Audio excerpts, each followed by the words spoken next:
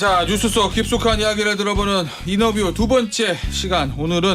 이번에는 국민의힘 김재원 최고위원과 함께합니다. 안녕하세요. 안녕하세요.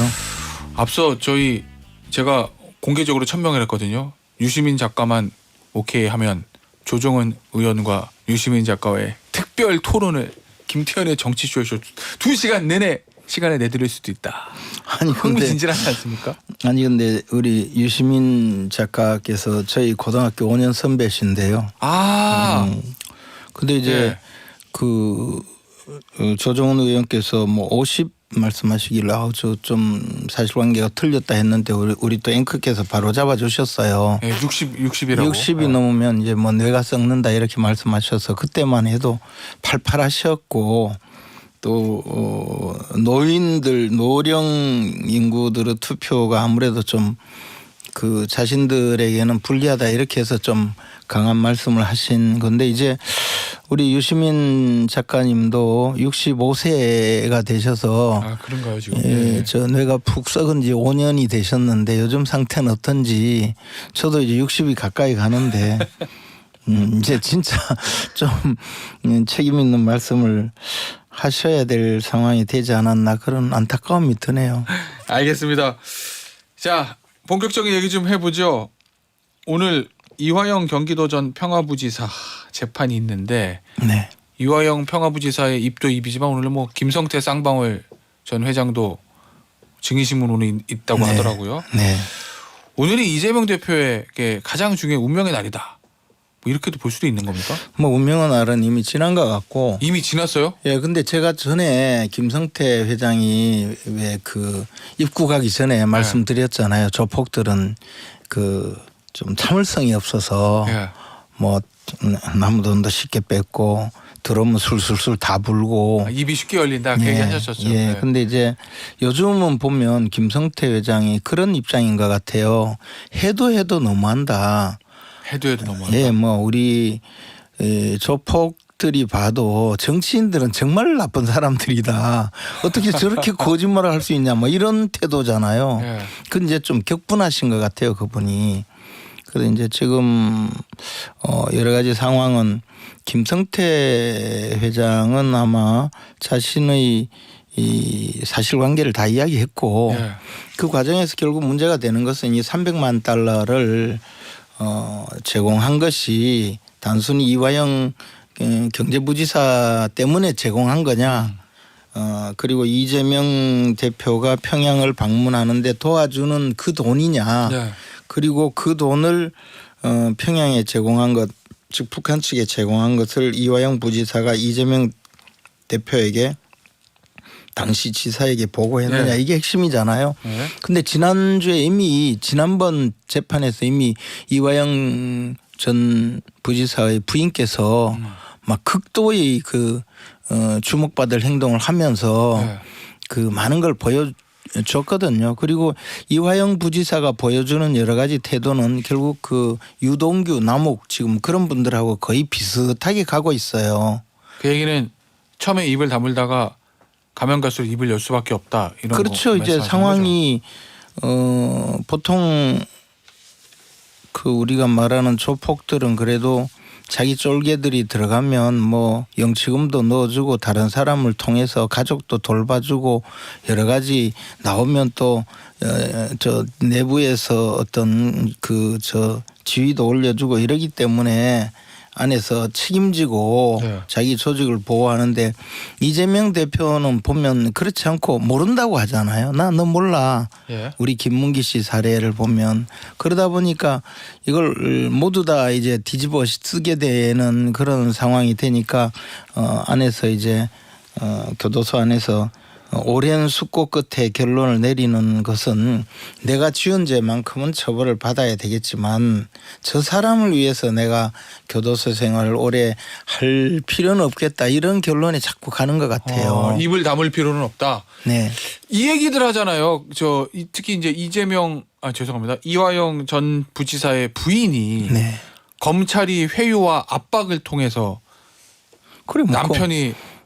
허위 진술을 한다는 취지의 그런 얘기들 하던데 그러니까 이제 수사 많이 해보셨잖아요. 예전에 검사 시절에. 아니 그래 옛날에는 뭐 그럴 여지도 좀 있었겠죠. 예를 들어 그래요? 뭐 변호인 접견도 못하게 하고 막 이렇게 해서 혼자 두고 할 여지가 있었겠죠. 과거 그 법 체계에는. 그래 지금은 원천적으로 불가능하잖아요. 그리고 뭐 이틀에 한 번 정도 외부 접견을 다 하고 거의 매일 뭐 접견을 하다시피 했잖아요. 거기다가 이화영 부지사가 지금 공개 법정에서 하는 이야기거든요. 변호인을 통해서. 네, 그리고 변호인이 지금 설명해 주는 것이고 부인이 오히려 변호인을 해임하려고 하는데 이화영 부지사가 훨씬 자신 운명을 잘 알아요. 그리고 제가 보기엔 오히려 민주당 측에서 이화영 부지사의 부인에게 상당한 압박과 회유와 권유를 하고 있는 것 아닌가라는 것을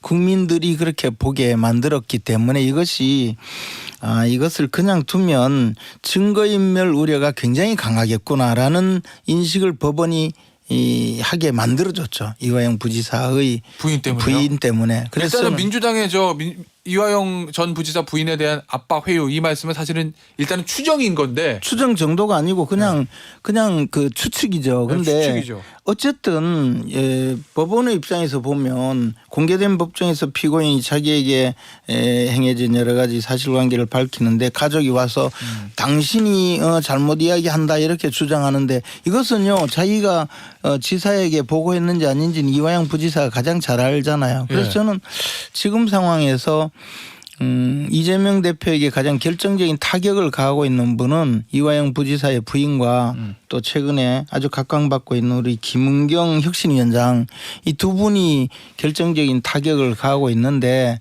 이분들이 빨리 좀 오히려 예상보다 더 빨리 이재명 대표를 끌어내리고 교도소로 보내는 그런 단초를 제공할 것이고 그렇게 되면 우리가 생각했던 것보다 훨씬 빨리 민주당이 전열 정비를 하고 국민들에게는 또 민주당이 뭐 새로운 모습을 보이고 그러면 총선에서는 오히려 민주당이 훨씬 더 강해지지 않을까. 그래서 이 두 분이 지금 이 두 분의 여성께서 우리 국민의힘의 총선 전략에 막대한 타격을 가하고 민주당에게 행운의 여신이 되지 않을까 하는 그런 걱정이 있습니다. 그 얘기는 이재명 대표가 자리에서 빨리 내려오면 내려올수록 민주당이 총선 전략이 훨씬 낫다라는 거를 깔고 계시는 거죠. 그건 전 국민이 다 알지 않을까요? 이재명 대표를 계속 끌고 가면서 민주당이 총선을 치르겠다고 생각하는 사람들은 이재명 대표 옆에서 공천받아서 민주당이 당선되기 쉬운 지역에 나가서 출마하려는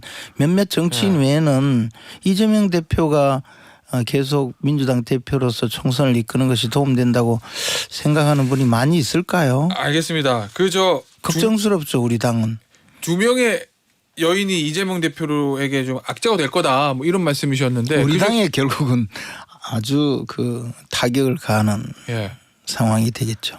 그러니까 그중에 한 명 김은경 혁신위원장 최근에 있었던 노인 폄하 발언 이 발언에 대해서 어제 이재명 대표가 신중하지 못한 발언이었다. 유감스럽게 생각한다. 이런 입장을 표명했거든요. 어떻습니까? 이재명 대표의 이 정도의 입장 표명. 이거로 충분한 거예요? 아니면 여기서 좀 뭔가 더 나아가서 뭔가 더 큰 조치가 있어야 될까요? 그런데 이제 이분이 뭐 혁신위원장으로 들어와서 사실 하려고 한 것은 결국은 대의원 제도를 폐지하고 소위 개혁의 개딸들에게 공천권을 넘겨주고 그렇게 해서 그분들의 그 강한 어떤 움직임을 통해서 이재명 대표에 반대하는 여러분을 목을 치기가 쉽게 만들려고 하는 그것을 이제 혁신이라는 이름으로 끌고 들어오려고 했거든요. 근데 그 과정에서 이게 그런 어떤 대의원 제도를 폐지하는데 조금 차질을 빚었고 뭐 그에 대해서 조금 경솔한 이야기를 했다. 뭐 그런 의미로 들으면 아주 이재명 대표의 속마음을 제대로 이야기한 거라고 보여지죠. 알겠습니다. 잼버리 얘기 좀 해볼게요. 잼버리 이렇게 된 거 누구 탓이라고 보십니까? 누구 책임이 가장 커요? 그것은요. 사실 제가 1991년도 우리나라의 고성군에 경기도 고성군 신평벌에 잼버리 대회가 열렸을 때 제가 국무총리실 사무관으로서 현장 점검반으로 한번 나가서 점검을 한 적이 있어요. 아 그래요? 그래서 잼버리 대회가 뭔지도 알고 네. 저는 그때 뭐 외국 출장을 간 것도 아니고 현장에 가서 우리가 이제 어릴 때 저희는 그 예. 배낭 메고 지리산 종주도 하고 해서 텐트도 많이 치고 해서 현장에 가보고 느낀 바는 거기는 그래도 물빠짐이라든가 산속이니까. 예, 산 쪽 뭐 산은 아니에요. 네. 약간 이제 바다 쪽 아, 그래요? 판인데.